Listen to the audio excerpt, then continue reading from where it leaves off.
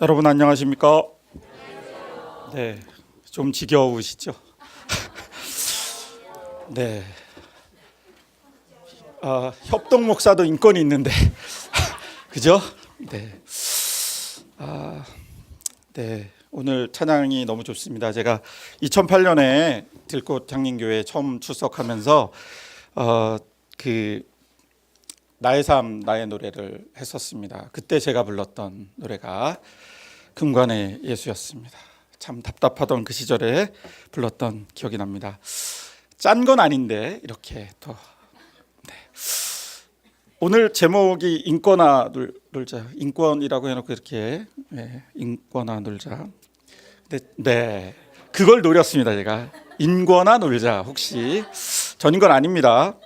원래 제가 제목은 원래 그 제목을 좀 이렇게 세게 짓는 걸로 제가 유명한 사람인데, 원래 그 제가 잡았던 제목은 인권은 개나 줘버려였습니다.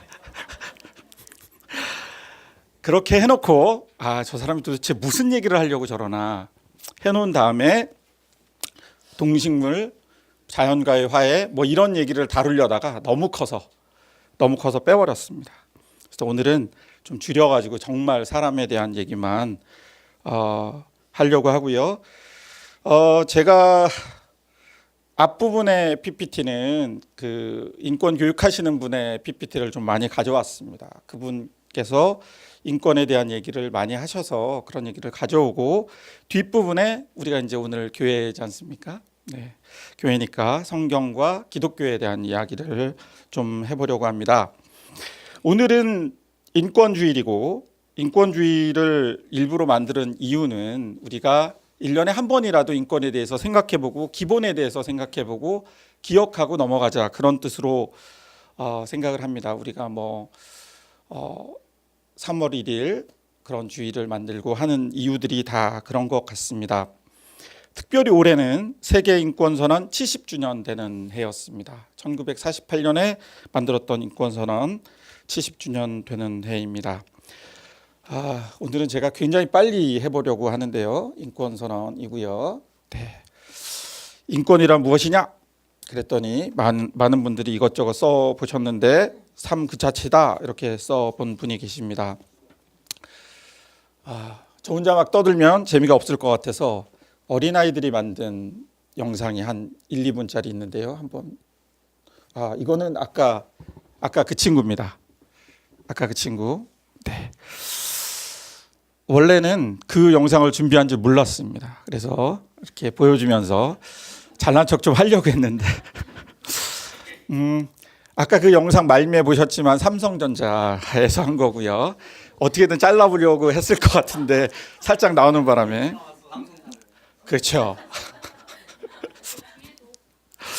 네, 참 그렇죠. 제가 칠성인지 삼성인지 모르잖아요. 네, 하여튼 그랬습니다. 우리나라 국민들한테나 잘하지 밖에 가서 뭐 저런 짓을 하고 있는지 모르겠습니다. 네, 그렇고요. 대전에 있는 4학년짜리 학생들이 만든 동영상입니다. 잘 보시면 알겠지만 아이들이 정말 그 인권 교육을 받고 자기들이 만든 것인데 우리가 아이들보다도 못하다, 그런 생각을 하게 됩니다.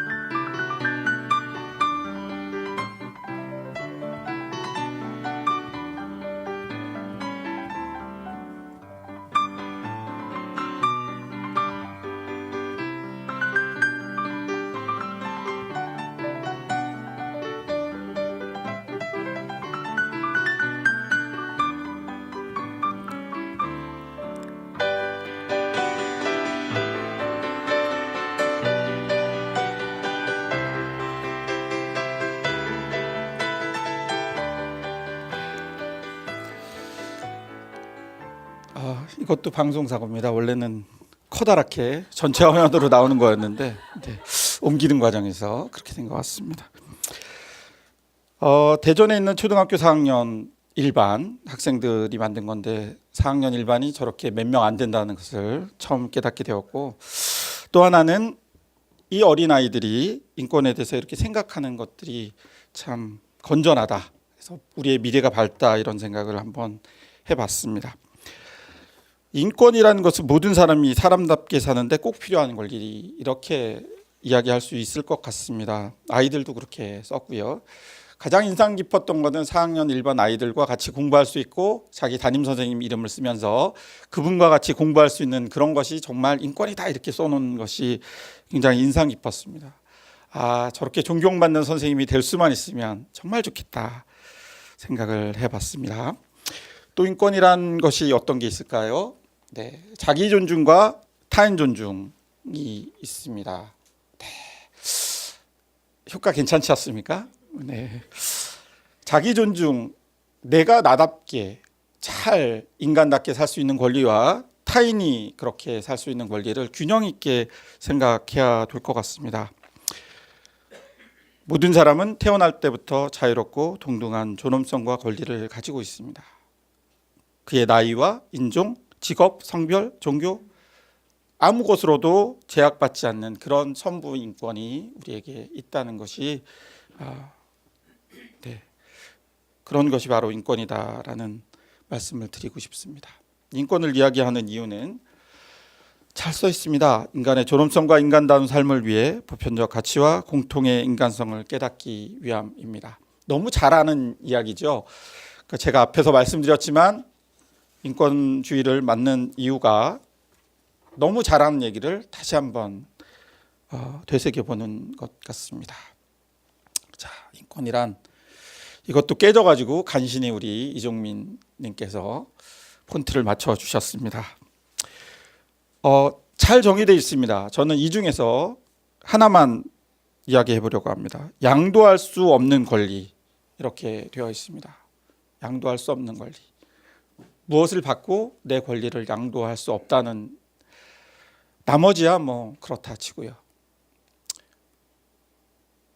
내가 내 월급을 받는 것 때문에 내 권리를 양도할 수 없습니다. 돈을 주고 제 권리를 살 수 없습니다. 이 중에 계신 사장님들 명심해 주시기 바랍니다. 계신가요? 근데 사장님? 자, 사장님이 안 계시군요. 우리는 월급을 받는다고 제 인권을 팔지 않겠습니다. 세계 인권 선언입니다. 1조에 모든 사람은 태어날 때부터 그런 권리를 갖는다. 이성과 양심을 부여받았다. 그런 이야기입니다. 모든 인간은 태어나면서부터 자유롭고 평등하며 인간으로서의 존엄과 가치를 가지고 있다. 누구의 간섭이나 침해를 받지 않고 행복을 추구할 권리를 우리 모두는 가지고 있습니다. 자, 그러면 우리는 인권을 어떻게 해야 할까요? 제일 첫 번째는 존중이라고 합니다. 사람들이 각자 자신의 처한 위치를 생각해야 될 것 같습니다. 여기 태양부터 쭉 있습니다. 혹시 순서 아세요? 태양부터 가까운. 역시. 고등학교 교육과정을 충분히 이수하면 누구나 다 알 수 있는데, 근데 저는 까먹었습니다. 아까 쓰다가 아닌가? 그리고 뺐습니다. 어찌되었든 태양이 가장 큽니까? 큰가요? 네, 그렇죠. 그 다음이 뭐가 크죠? 그런 것 같아요. 이렇게 써놓은 거 보니까. 뭐가 중요할까요? 가장 큰 게 중요할까요? 태양에 가장 가까이 있는 게 중요할까요? 모르잖아요. 그러니까 솔직히 어떻게 압니까? 큰 게 중요할지 가까이 있는 게 중요할지. 너무 가까우면 뜨거워서 우리 못 살고, 우리가 가장 적당하다고 그러죠. 화성인을 상상했던 게 그나마 가장 지구와 비슷하다, 그래서 상상했던 거 아닙니까? 뭐가 중요한지 모르겠습니다. 그러나 하여튼 우리가 약간 다르긴 하다, 그 정도는 우리가 알 수 있을 것 같습니다.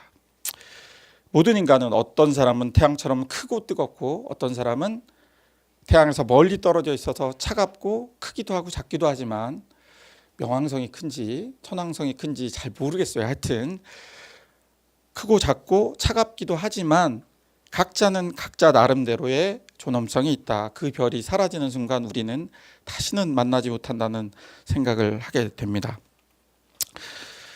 네, 그 다음에 소통이 있을 것 같습니다. 무슨 책 제목 뭐 금성에서 온 뭐 화성에서 남자가 금성에서 왔나요? 이것도 헷갈립니다. 하여튼 여하튼 다르다는 거잖아요. 다르면은 뭘 해야 될까? 소통해야 되겠죠. 이야기할 수밖에 없습니다. 이야기해 보아야 저 사람이 나와 무슨 차이가 있는지 이야기해 보면 나올 것 같습니다. 그리고 내가 지금까지 생각했던 것들이 잘못되었는지 혹은 옳은지 알 수 없지만 이야기하는 순간 변화가 찾아올 것입니다. 내가 변하든 그 사람이 변하든. 네, 그래서 소통해야 된다는 말씀을 드리겠습니다. 그리고 네, 분노 어쩌고 저쩌고 나와 있습니다. 내 마음속 분노를 풀어내라. 분노를 터뜨리라는 얘기인데요. 여러분 제가 이런 말을 하니까 분노 터뜨리면 어쩌자는 겁니까? 여기서 말하는 분노는 선한 분노입니다. 여러분 저기 분노 조절 장애 갑자기 막 화내고 그런 얘기 아닙니다. 내가 당하는 일 아니더라도 남이 당하는 작은 일에도 감수성을 가지고 분노를 풀어내는 그런 방식으로 이야기해야 된다. 눌러놓고 그냥 마음속으로만 눌러놓고 있어서는 안 된다라는 이야기를 하는 겁니다. 분노 조절 장애는 이런 이야기가 있습니다. 나보다 훨씬 센 사람에게는 잘 조절된다. 그런 이야기가 있습니다. 여러분 그런 분노 조절 장애 말고 나보다 훨씬 센 사람에게도 내 분노에 대해서 이야기할 수 있는 여러분이 되었으면 좋겠다라는 이야기를 드립니다. 3분 토크는 한 사람은 3분 동안 얘기하고 한 사람은 그냥 계속 들어주라는 얘기입니다. 그 다음에 바꿔서 또 자기 얘기를 해주면 될 것입니다. 하나는 혹시 그 일본에 계신 100살 그 나이 드신 할머니가 이렇게 쓰신 시집이 있는데 뉴스에 한참 나왔던 기억이 납니다. 이분이 신문과 책 열심히 읽고요. 시도 열심히 쓰셔서 시집을 내셨습니다. 여러분도 그러실 수 있습니다. 열심히 공부해야만 우리 인권에 대해서 우리가 알 수 있습니다. 초등학교 4학년 아이들이 그 선생님이 그 존경받는 그 선생님이 그 아이들에게 열심히 인권에 대해서 말씀해 주시고 서로 토론해보고 이야기했을 때 그들이 써놓은 글 한글 한글이 굉장히 우리 마음에 와닿는 것처럼 우리도 결국 공부하고 배우고 학습하지 않으면 그리고 소통하지 않으면 결코 인권에 대해서 생각해 내지 못할 것이다 라는 그런 생각이 듭니다. 할머니의 시 약해지지 마. 네, 굉장히 좋은 시입니다. 한번 나중에 읽어보시기 바랍니다. 그리고 뭐 비슷한 이야기이긴 한데 맥락을 인식해야 된다는 이야기를 합니다. 우리 흔히 이야기되는 거지만 차이와 차별 이야기를 합니다. 분명하게 우리가 차이가 있지만 그것 때문에 차별을 두어서는 안 된다. 어떻습니까? 힘 센 사람과 힘 약한 사람, 키가 큰 사람과 키가 작은 사람, 머리가 많은 분과 저처럼 머리가 없어서 고생하는 사람 차이가 있습니다. 머리 빠진 사람 차별하지 마시기 바랍니다. 성경에 나와 있듯이 사람이 못생겼다, 뭐 키가 작다 놀려도 되는데 머리 빠졌다고 놀리면 곰 2마리, 네, 곰 2마리 뛰어나옵니다. 네, 나중에 제가 그 비유를 가지고 언젠가 말씀드릴 기회가 있었으면 좋겠습니다. 그 목사를 놀려서 나온 게 아니고요. 머리 없는 사람을 놀려서 그의 분노가 폭발해서 그렇게 됐다고 저는 말씀드리고 싶습니다. 네. 그 다음으로는 이 정도면 괜찮죠? 이제 10년째 약을 먹고 있습니다. 그리고 실천을 해야 되는데요. 네, 실천은 타인에 대한 배려를 하면 된다, 이런 생각을 하게 됩니다. 네, 제가 빨리 넘어가려고 별짓을 다 하고 있습니다.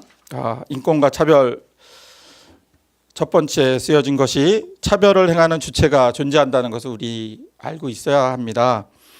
그게 정부가 되었든 어떤 단체가 되었든 그리고 사회적인 문화가 되었든 그런 차별을 행하는 주체가 반드시 있다는 것을 우리가 생각해야 되고요.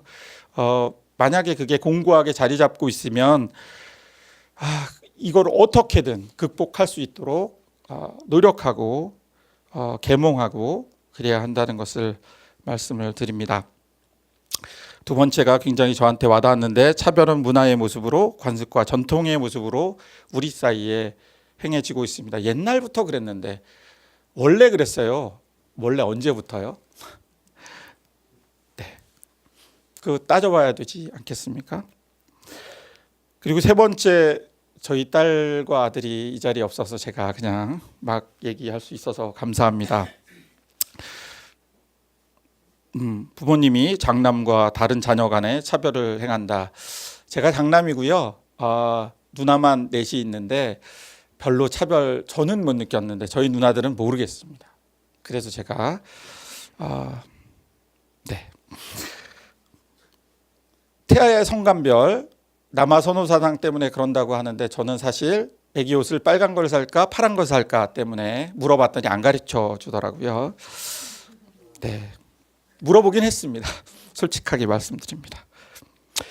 그리고 가정에서 부모라는 이름으로 아이들의 사생활을 통제하는 부분, 교육과 사생활 통제는 분명히 다른 것 같습니다. 누구에게도 전화를 하지 마라 라든지 핸드폰으로 게임을 하는 거야 뭐 그렇다 치고, 하여튼 네, 어떤 친구를 만나야 되고 어떤 친구가 전화를 하는 것은 안 된다라고 하는 것들, 뭐 이런 것들이 잘 생각해 보면 폭력이 될 수도 있겠다, 이런 생각을 해보게 됩니다. 자, 뾰로롱 소리가 났어야 되는데 자, 생각이 다르지 않습니까? 우리 모두가 생각이 다르면 뭘 해야 될까요? 다 아시면서 대답을 안 하시죠? 자, 어떤 게 사과입니까? 네. 그렇죠? 예, 이렇게 대답해 주셔야 돼. 빨간 것만 보신 분은 빨간 거, 파란 것만 보신 분은 아니 뭐 파란 건 능금 아니야? 이렇게 말씀하시는 분도 계셔요. 하여튼 빨갛든 파랗든 제가 우기기 신공. 네, 빨갛든 파랗든 둘 다 사과 아니겠습니까?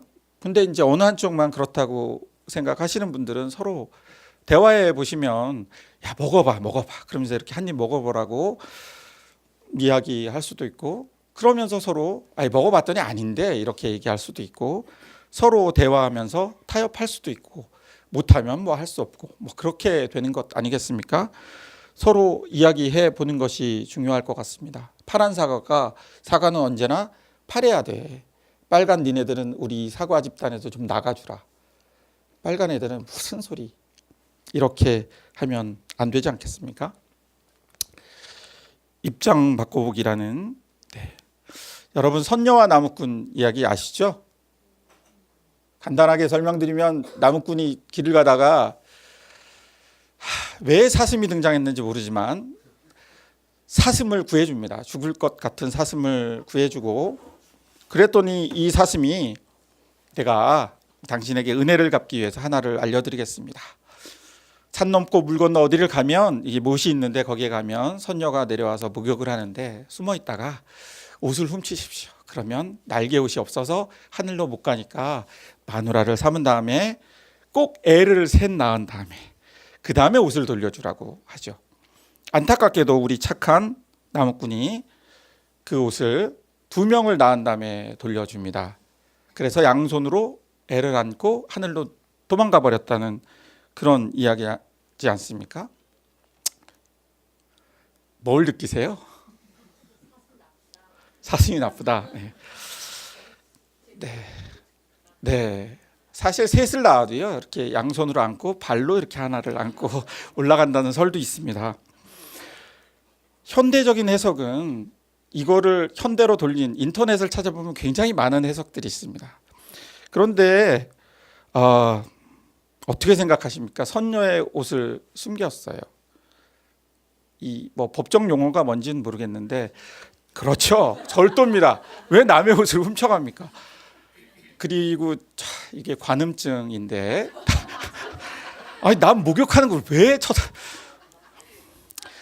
하여튼 절도에 의한, 그리고 그 절박한 처지에 있는 사람에게 자신의 그 날개가 안 달린 옷을 이렇게 갖다 주면서 친절을 베풀어서 결혼을 하고, 네, 이거 위계에 의한 뭐 어쩌고 저쩌고 뭐 그럴 거예요 아마.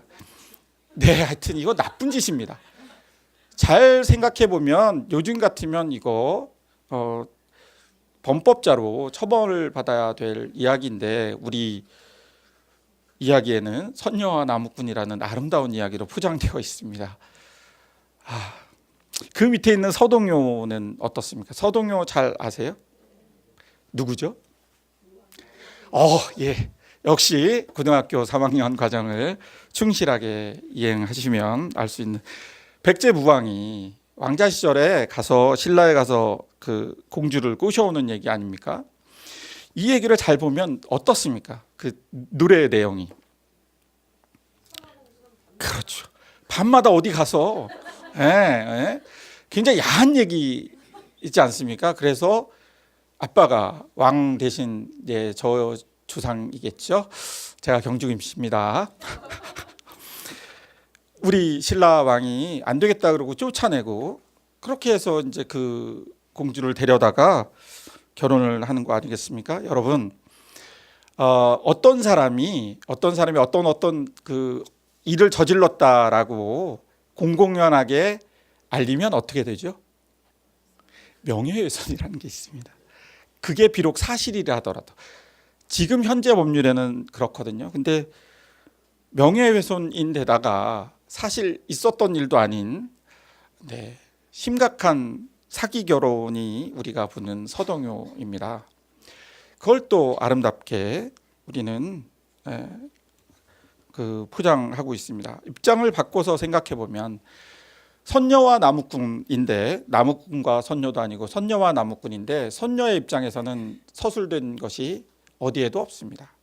자기는 그냥 원래 하던 대로 목욕탕에 가서 목욕한 죄밖에 없는데, 아이를 둘 낳아서 꽤 자랐을 테니까 그래도 적어도 5, 6년 사기 결혼을 당한 경우였고, 신라 공주는 무왕의 간교에 당해서 사기 결혼 당하고 자기 나라가 아닌 타국으로 이민 가서 살아야 되는 그런 일을 겪게 되었던 것 아니겠습니까?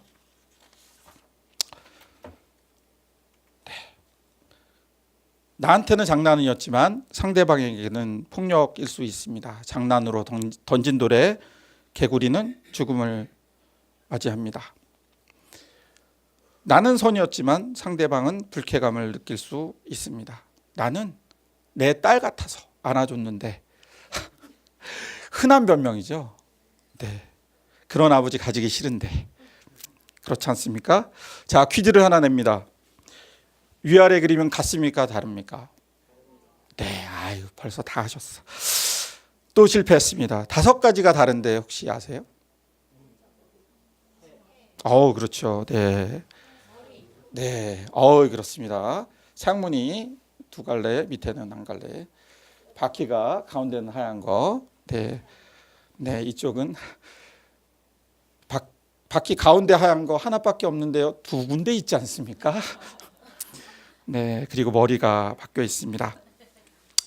우리가 같을 것이라는, 눈에 보이는 대로 같을 것이라는 편견에서 벗어나야 됩니다. 감수성을 가지지 않으면 사실은 2 그림은 똑같은 그림처럼 보일 수 있습니다. 네, 뭐죠? 왼쪽에 술 먹고 행패 부리는 분이 계십니다. 술에 관대한 우리의 문화. 사람이 술 먹고 그럴 수도 있지. 뭘 그럴 수가 있습니까? 맹정신에도 그러면 안 되고 술 먹어도 그러면 안 됩니다. 안 된다고 얘기하는 우리가 되었으면 좋겠습니다. 그리고 오른쪽에 있는 어린아이가 공포에 질려 있습니다. 그런 아이들, 우리 곁에 스쳐 지나갈 때 누군가 알아봐 주면 그 아이는 아동폭력으로부터 가정폭력으로부터 벗어날 수 있고 우리가 알아봐 주지 못하면 영원히 벗어나지 못합니다. 관심과 배려만이 그의 인권을 찾아줄 수 있습니다. 자, 원래는 노래까지 나와야 되지만 노래 파일을 못 구해서 금방 이종민 님이 핸드폰을 찾으려고 했습니다. 내 나이가 어때서. 내용을 보면 사랑하기에 늦은 나이신가, 하여튼 조금 사회적으로는 그런 나이신 것 같은데 앞에 내 나이가 어때서 한 6, 70쯤 되신 것 같아요. 이 나이에 내가 무슨 사랑, 이 나이에 내가 뭘, 아버지 그 나이에 왜 그러세요, 이런 얘기 하지 마시라는 이야기입니다. 사랑하기 딱 좋은 나이죠. 그게 60이든 70이든 무슨 상관이 있습니까? 언제부터 우리가 20살 때만 사랑하라고 했습니까? 40 넘어 결혼한 제 후배들은 어쩌란 말입니까? 그러면 자, 여기까지가 일반적인 인권에 대한 이야기였습니다. 그런데 오늘 우리는 예배로 모이지 않았습니까? 그러면 예배니까 기독교적 관점을 이야기하지 않을 수 없습니다. 오늘 제가 강사가 된 이유가요, 첫 번째 공짜라는 그런 좋은 점이 있고 우리가 이 경제적인 부분을 무시할 수 없습니다. 두 번째, 기독교적 관점에서 이야기할 수 있어서 아마 저를 선택하셨을 것이라고 생각합니다. 기독교의 인권, 사람이 태어날 때부터 인권을 가지고 있습니다 라는 것은 어디서부터 올까? 오늘 읽었던 성경 창세기에서부터 옵니다. 인간이란 무엇인가? 하나님의 형상으로 지음받은 하나님의 형상이, 그가 어떤 모습이든 조금도 찌그러지거나 망가지지 않은 하나님의 형상이 그 속에 있는 그런 것이 바로 인간이다라는 것이 인간 존엄의 근거라고, 성서적으로는 그렇다고 저는 말씀드리겠습니다. 창세기 1장 1절, 1장 1절 아니군요. 26절에서 27절까지 이야기, 그리고 28절은 그래서 잘 다스려라 뭐 그런 이야기고요.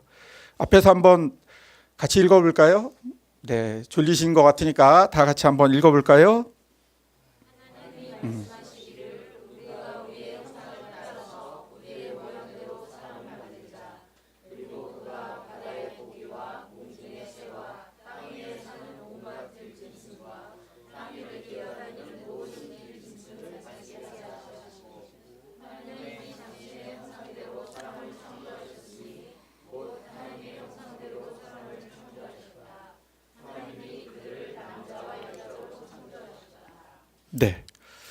남자와 여자로 창조하셨습니다. 이렇게 차이를 두시긴 하셨어요. 남자, 여자로. 그런데 어느 쪽이 남자가 앞에 있다고 또 그런 뜻 아닙니다. 절대.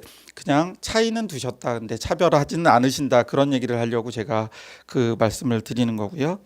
그러면 중간성은 어떻게 합니까? 이 얘기는, 중간성에 대한 이야기는 같이 중립적으로 써놓은 서술입니다. 그러니까 그 부분은 그렇게 안 따지셔도 돼요. 중간성이 있겠죠. 거기까지. 인권에 대한 성서적 증거들을 좀 보려고 합니다. 구약에 있어서 첫 번째 대표적인 것은 출애굽 사건이라고 우리가 말할 수 있을 것 같습니다. 잘 나오고 있죠?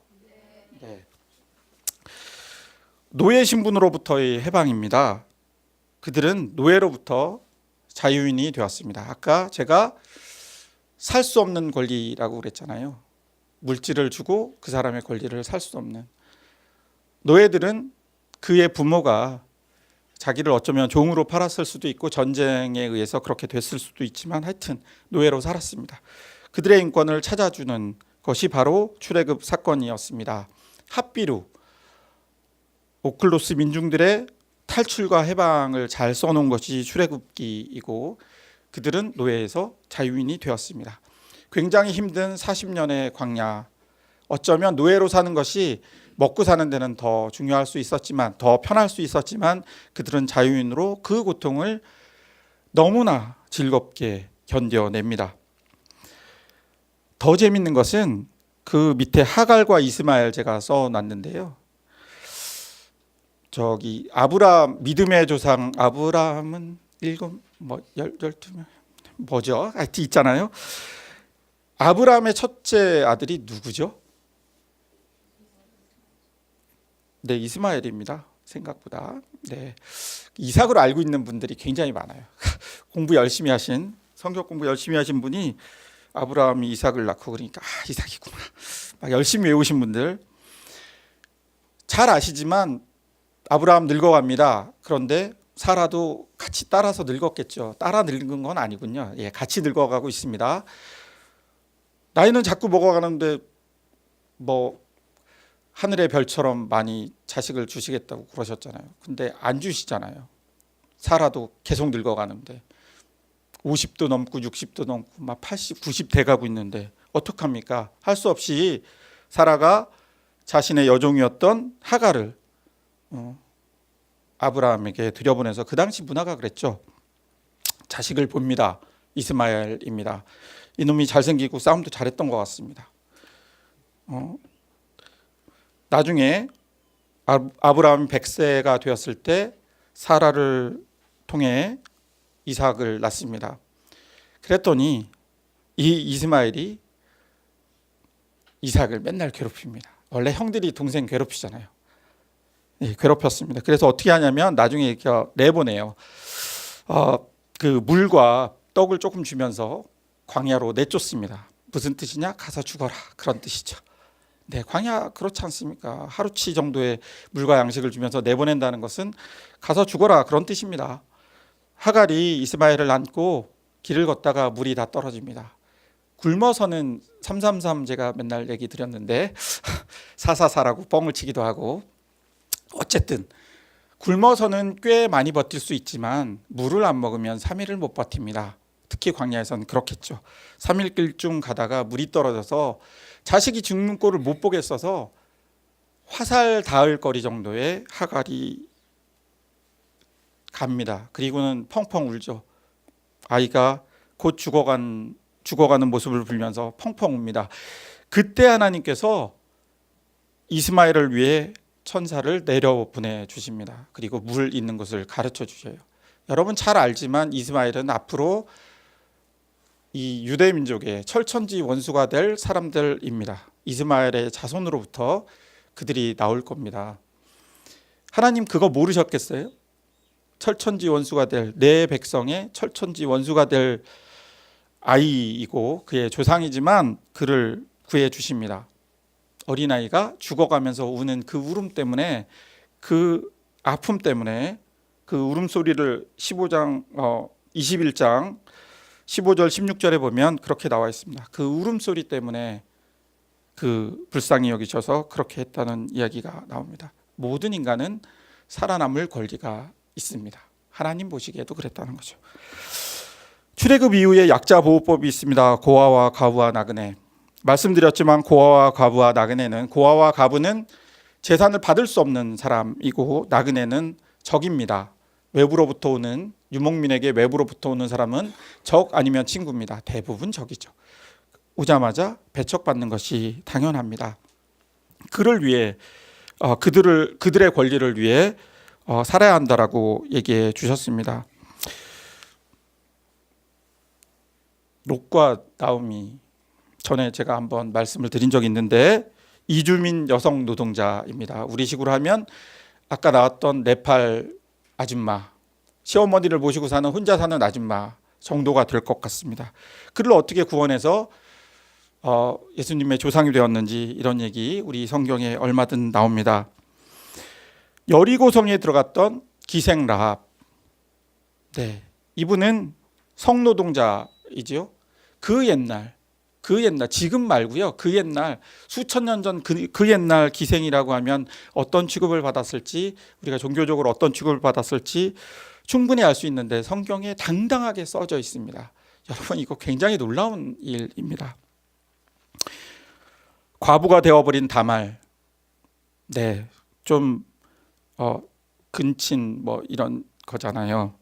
이렇습니다. 신약 성서로 넘어가면 예수의 모친 마리아, 우리가 어떻게 생각할지 모르지만 성령의 잉태하심으로 우리 모두가 믿고 있지만 세상적으로 보면 결혼도 안 한 것이 좋게 얘기하면 비혼 출산이고 나쁘게 얘기하면 이렇게 되는 것 아니겠습니까? 성경에 당당히 써져 있습니다. 우리가 지금 이야기하는 인권에 대한 모든 것들이 사실 이 당시에 우리 하나님께서는 이미 우리에게 보여주고 계신다는 겁니다. 그 당시의 문화가 어땠는지는 우리가 모두 다 알고 있는데 그렇습니다. 신약 볼까요? 예수의 오심 이후를 신약이라고 하지 않습니까? 이때 인권이 구약보다 좀 나아졌습니까? 별로 안 나아졌을걸요? 몇천 년이 흘렀을지라도 세월은 흘렀지만 그닥 인권이 나아지지는 않았을 것입니다. 그들이 자유민이 됐지만 자유민들도 역시 종을 부리고 그러고 살았습니다. 지들이 종이었던 시절은 다 잊어버리고 주인으로 을에서 갑자기 갑이 돼서 그러고 살았습니다. 그럴 때 예수께서 오셔서 누가복음 4장 16절에서 19절 사이에 이렇게 말씀하십니다. 쭉 얘기가 나오고 주의 은혜의 해를 선포하게 하셨다. 이때는 뭡니까? 토지도 다 돌려주고 종은 종이었던 사람이 있으면 다 해방시켜주고 그런 세상을 위해 오셨다고 당당하게 이야기하십니다. 인권이 극도로 신장된 그런 사회를 위해 오셨다고 이야기하십니다. 그런 선언뿐만이 아니라 하나님의 나라를 선포하셨고 또 제가 굳이 강조하는 병자를 고치시는 일에 자신의 일의 3분의 1을 쓰셨습니다. 제가 왜 병자 고치는 일을 이렇게 강조합니까? 여러분 다 아시죠? 네, 제가 병원에 있지 않습니까? 이렇게라도 제가 자랑을 해야 병원에서 안 잘리고 계속 이건 농담이었습니다. 너무 조시는 것 같아서. 병자는 육체의 아픔뿐만 아니라 그 자신의 병듦으로 인해서 현대에도 마음의 아픔까지를 역시 겪고 있습니다. 과거에는 사회적 소외, 문화적, 종교적 소외까지를 충분히 겪었던 그런 사람들입니다. 여러분 나병 환자를 옛날에 문둥병이라고 불렀죠. 문둥이라는 시 보셨죠? 아기의 간 하나 먹고 손가락이 떨어졌다 이런 얘기. 그분들은 문둥이란 얘기가 그렇게 싫다고 합니다. 그래서 우리도 성경에 나병 환자로 이렇게 바꿨죠. 봉사라는 말이 맞습니까? 소경이 맞습니까? 시각장애인이 어쩌면 맞겠죠. 너무 길어서 이렇게 바꿨는지는 모르지만 자기가 너무 듣기 싫어하는 이야기들이 있습니다. 난쟁이, 키가 좀 작으신 분이죠 사실. 혈우병, 요즘식으로 하면 별거 아닌 병입니다. 그런데 그때는 종교적으로 굉장히 부정한 병이었습니다. 혈우병 든 여자가 예수께 나음을 요청하러 왔을 때 그녀는 목숨 걸고 온 겁니다. 성 안으로 들어오면 안 되고요. 많은 사람들 앞에 나는 부정환자다라고 얘기하지 않고 그냥 나왔다가는 성 밖으로 끌어내어져서 돌로 쳐 죽이는 게 맞습니다. 주먹으로 때려 죽이면 때리는 내가 부정해지니까 멀리서 돌을 던지는 거예요. 그래서 돌로 쳐 죽이는 겁니다. 그게 다른 방식이 아니고 원래 그런 거예요. 부정해질까 봐. 예수께서는 병자들의 인권, 가난한 사람, 억눌린 사람들의 인권을 말씀해 주셨다는 것입니다. 누가복음 14장 13절에서 15절을 보면 잔치를 베풀 때 어떤 사람 데리고 오라고 했습니까? 쭉 있습니다. 가난한 사람, 장애 있는 사람, 이런 사람들을 데리고 오라고 했습니다. 왜냐하면 그들이 갚을 수 없기 때문에 하나님께서 대신 너에게 더 많은 것으로 갚아주실 것이라고. 내가 무엇을 베풀었는데 저 사람이 갚아버리면 당신의 당신의 인권에 대한 실천이 조금 뭔가 반대급부를 바라고 한 것 같아서 별로고 정말 갚지 못할 사람들에게 너희들 좀 해라라고 말씀해 주십니다. 우리 하나님은, 우리 예수님은 당파성을 가진 하나님이고 편드시는 하나님입니다. 약한 자에게 편드시는 하나님입니다. 왜냐하면 정말 크고 싸움 잘하는 사람과 아주 어린아이가 싸우고 있을 때 우리는 중립을 지키고 있으면 그것은 중립이 아닙니다. 누가 봐도 어린아이가 맞아 죽게 돼 있습니다.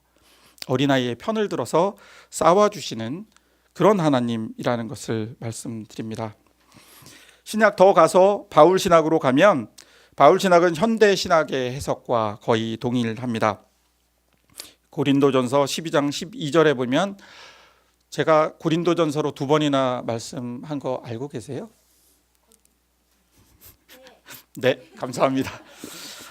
최근에 한 게 2장이었고요. 그 전이 1장이었습니다. 네, 다시 한번 찾아보셔도 돼요. 유튜브에 5분 보셨다고 나옵니다. 내용이 그렇습니다. 우리가 유대 사람이든 그리스 사람이든 문화인이든 아니든 한 성령으로 세례를 받고 한 몸이 되었다, 그런 이야기가 나옵니다. 유대인 눈에는요, 우리 같은 사람들은 개, 돼지, 짐승과 다름이 없습니다. 그런데 그들에게 당신들, 네가 유대인이든 그리스 사람이든 그렇지 않은 사람이든 문화인이 아니더라도 우리 모두는 하나입니다라고 이야기합니다. 그 뒤에 원래는 쭉 나오는데요, 몸이 여러 지체가 있고 발이 뭐 눈보다 낫겠습니까? 손이 더 낫겠습니까? 이런 얘기들이 쭉 나옵니다. 여러분, 발 냄새 나지만 발이 없으시면 여러분은 저한테 찾아오셔야 돼요. 네, 수술 잘하시는 분 누가 계시냐고 저한테 전화하셔야 됩니다. 손가락이 하나 아프면요, 제대로 할 수 있는 일이 별로 없습니다. 머드 잘 못 쳐서 계속 오타가 납니다. 자, 이제 얼마 남지 않았습니다. 기대해 주십시오. 이제 말씀을 맺으려 합니다. 원래 교장 선생님은 이렇게 얘기하고 한 30분 더 하시는데 저는 진짜 2장밖에 안 남았습니다. 현재 우리는 그러면 어떻게 해야 되겠습니까? 무한한 실천이 우리 앞에 있습니다. 해야 될 일이 사실 너무도 많습니다. 참석해야 될 행사도 어찌나 많은지. 네, 그래도 해야죠. 뭐 어떻게 하겠습니까?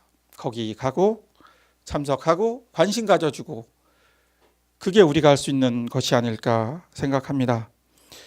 그리고 우리가 잊지 말아야 할 것은, 우리는 그리스도의 교회로 모인 작은 그리스도, 우리 하나하나가 작은 교회라는 말씀을 드리고 싶습니다.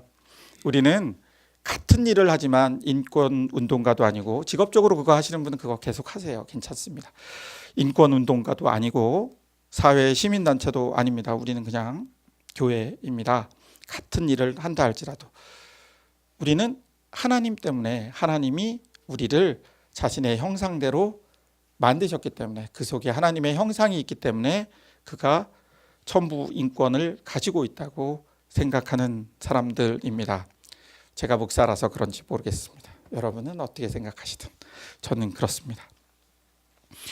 놀랍게도 인권을 실천하는 사람 사이에 인권이 말살되는 경우가 의외로 많습니다. 어떤 목표를 위해, 우리가 정말 그 어떤 지고지순한 가치를 지키기 위해 지금 우리 사이에 생각들은 공유할 필요가 없어. 따라와. 내가 더 많이 하니까 나를 따라와 라고 이야기하는 것, 그것은 또 다른 인권 침해라는 이야기를 하고 싶습니다. 교조주의, 어떤 이념에 따라 그것이 옳으니 무조건 따라가야 한다는 이야기는 맞지 않는 것 같습니다. 토를 달 수 없는 문화. 목사님 그렇게 얘기하셨지만 저는 다르게 생각합니다. 네, 끝나고 밥 먹으면서 얘기하시면 됩니다. 토를 달 수 없는 문화, 결코 좋지 않은 것 같습니다.